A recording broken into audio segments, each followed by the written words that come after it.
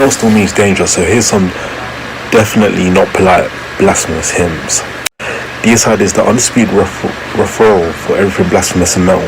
They were the real deal. It still freaks us out to think how angry, pissed off and completely offensive they used to be, not to mention their excellent musicianship. If that still doesn't cope with you, stop watching this video right now. Morbid Angel definitely needs no introduction, but I'm picking this very song and this video for the devil worship is lustful, the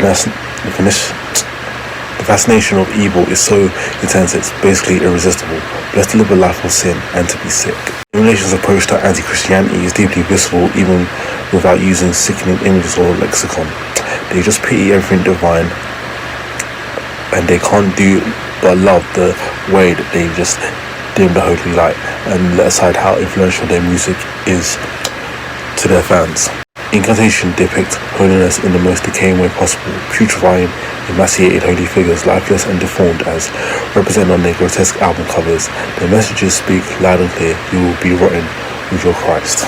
He's got so much, it's basically declaring war to him. Marduk's relentless crusade against the heaven is secondly only to the unstoppable campaign of evil, sharp-edged music that is more than ever resonating on Blasphemous. But it could have become that kind of old story everybody knows, having been exposed to pop culture by books and film. And do not forget Mayhem was literally subversive. A masterpiece whose lyrics were written by suicidal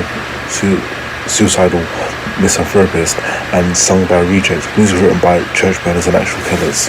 Extreme metal also means digging in the dirt, for some of it will always draw beneath the surface, away from the eyes of those unprepared.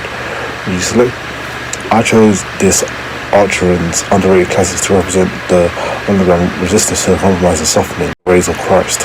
Danzig's opus had extremely significant impact in taking horror and godliness into punk rock and music, but again, Snakes of Christ is a much fascinating as the devil gets. Black Sabbath's first riff is evil incarnate and its legendary scarred even after years and years of being desensitized by extreme metal and horror. On his iconic verse, Satan is sitting there, he's smiling, watching those flames get higher and higher, undoubtedly open the gates of hell for a generation of effed up sinister music. And the video of this previous album is second to none in terms of rational things divine, and a good way to introduce you to the past incarnation of the band. Evil may change fates but not its true nature.